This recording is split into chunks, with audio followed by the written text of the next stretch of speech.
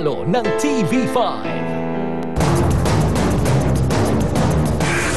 Ngayong may go signal na mula sa Korte Suprema, mamadali na raw ng Kongreso ang pagdinig sa impeachment complaint laban kay Ombudsman Mercedes Gutierrez.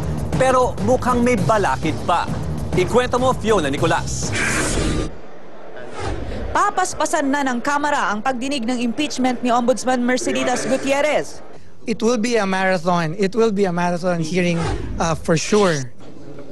Nabinbin ang pagdinig ng House Committee on Justice noong nakaraang Setyembre dahil pinigil ito ng Korte Suprema. Para mas mapabilis ang pagdinig ngayon, suhestyon ni Deputy Speaker Erin Tanyada, pagsabayin ng dinggin ang reklamong isinampa ng Akbayan at ng Bayan Muna. We're still awaiting the answer of the Ombudsman. Remember, we've sent her a notice to file her answer within so many days, and she still hasn't. Now, with the decision of the Supreme Court, we expect her to file her answer. Mayroon na lang 3 araw si Ombudsman Gutierrez para sagutin ang mga reklamo laban sa kanya. Pipilitin daw ng Justice Committee na tapusin ang pagdinig sa committee level bago mag-recess ang sesyon sa Marso. Tiwala si Tupas na tuloy-tuloy na ang impeachment proceedings, maliban lang kung magabol si Gutierrez sa Korte Suprema. One issue here also that we have to consider is if they file a motion for reconsideration. Gagamitin din laban kay Gutierrez ang findings ng Committee on Justice, kaugnay ng plea bargaining agreement sa pagitan ni dating AFP Controller Carlos Garcia at ng Ombudsman. The act of the Ombudsman in entering into a plea bargaining agreement which is highly erroneous and anomalous is another ground for impeachment, betrayal of public trust. Base rin sa rekomendasyon ng Justice Committee, sabit ang mga special prosecutor ni Gutierrez dahil sa pagpayag sa plea bargain. Ayaw naman magkomento ng ilang senador sa naging desisyon ng SC dahil sila ang lilitis kay Gutierrez sakaling maipasa ng Kongreso ang impeachment case. Payo ni Senador Miriam Santiago, mas mabuti raw na antayin muna ang pinal na desisyon ng Korte Suprema bago simulan ang impeachment. Magandang senyales naman daw sa palasyo ang naging desisyon ng SC, pero Kongreso na raw ang bahala kung mapapatalsik o mananatili sa pwesto ang Ombudsman. We welcome that development, but again, we leave it to the House to proceed with their decision to continue with the impeachment proceedings against the Ombudsman. Fiona Nicolas, News 5. Nagluluksa naman ngayon ang buong barangay San Andres sa Cainta, Rizal matapos ang pagpatay sa mag-anak na Alcibal kahapon. Tinutugis pa rin ng mga otoridad ang kaanak ng mga biktima na pangunahing suspect sa massacre. Gerard Garcia, ikwento mo. Parang namatayan na rin daw ng sariling kaanak si Aling Arlenita sa biglaang pagkamatay ng kapitbahay niyang si Fritzy Asibar.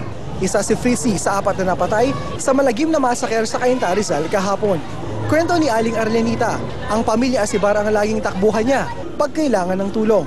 Ang masaklap nga lang, wala ni isa sa mga kapitbahay ng pamilya ang nakatulong habang isa-isang pinapatay ang mag-anak. Naninayang ako. Paaga-aga na namatay yung bata na yan. Sana nakalaki muna yan. Tikim ng sa buhay.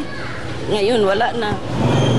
Tuloy ang buhos ng mga kapitbahay sa burol ng mga biktima sa basketball court ng Barangay San Andres. Kasama na rito ang mga grupo ng tulad ng Volunteers Against Crime and Corruption. I hope na matigil na sana ito and dapat mas mapalakas yung mga parusa at tulad ng death penalty. Pinatay ang 4 na miyembro ng pamilya Asibar noong linggo. Ang dugo ang bangkay ng 12 anyos na bata, nakitang nakahandusay sa pinto, halatang tinangkapang tumakas. Ang kapatid niyang babae, balot ng kumot pero tantad ng saksak. Ganon din ang kanilang mga magulang. Tuloy pa rin ang manhunt operation para sa tinuturong suspect na si Fortunato Junjun Asibar na mismong pamangkin ng biktima. Hindi raw nagustuhan ni Junjun ang pag-question ng asawa ng kanyang tiyuhin na patirahin siya sa bahay ng mga Asibar. Balita kasing pinatay ni Junjun ang mismong asawa niya sa Samar. So ngayon may tinututukan tayo, may tinutumbok tayo doon sa kinaroroonan ng suspect. Nakahanda na rin ang 100,000 pabuya para sa sinumang makakapagturo sa kinaroroonan ng suspect. Gerard Garcia, News 5.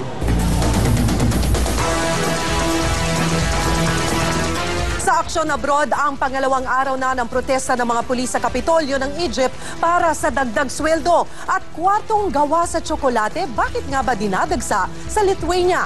Royces Nagit Sibal, ikwento mo. Tuloy ang protesta ng daang-daang mga pulis sa harap ng Interior Ministry sa Cairo. Kung kahapon nananawagan silang itaas ang sweldo at benepisyo, ngayon ang hiling nila kilalanin ng military government ang lampas sa 500 mga pulis na anilay namatay sa kasagsagan ng revolusyon. Sa isang bahagi naman ng Egypt, payapa at masayang nagsiselebrate ng Valentine's Day ang mga magkasintahan. Bakas pa rin sa kanila ang sayang dulot ng tagumpay ng revolusyon. Patay lahat ng 14 na sakay ng eroplanong nag-crash sa isang masukal na lugar sa Las Mesitas, Honduras. Patungo sa ng Tegucigalpa ang eroplano. Inaalam pa ang eksaktong sanhi ng aksidente. Isang espesyal na kwarto ang dinudumog ngayon ng mga bisita sa isang supermarket sa Lithuania. Mula sa pader, muebles, kubyertos, pati mga wall decor at kandila, gawa sa tsokolate. Bukas ang Valentine attraction na ito hanggang sa March 8. Royces Nagisibal, News 5.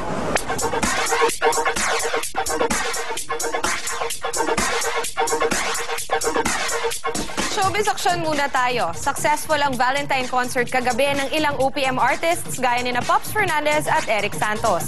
At paano kaya nag-celebrate ng Valentine's ang bagong kasal na sina Ogie at Regine? Ikwento mo, Jeff Fernandez.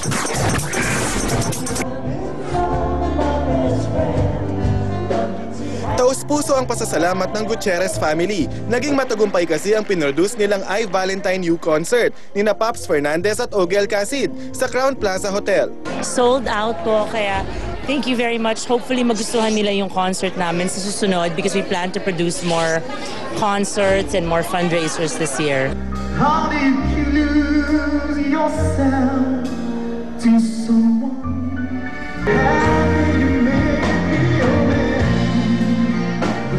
Kinailangan namang magdagdag ng mga upuan sa Manila Hotel sa dami ng gustong makapasok sa Balladeers Valentine ni Eric Santos at Mark Bautista kagabi.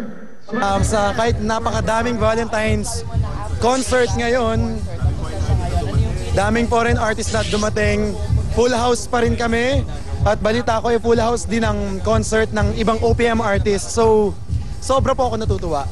May pressure pero alam mo yung sinusuporta pa rin ng mga Pinoy at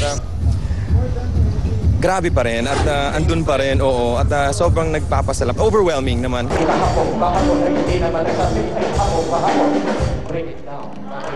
Kakaiba naman ang unang naging Valentine date bilang mag-asawa ni Regine Velasquez at Ogie Alcacid. Bali, I called my old chef friend.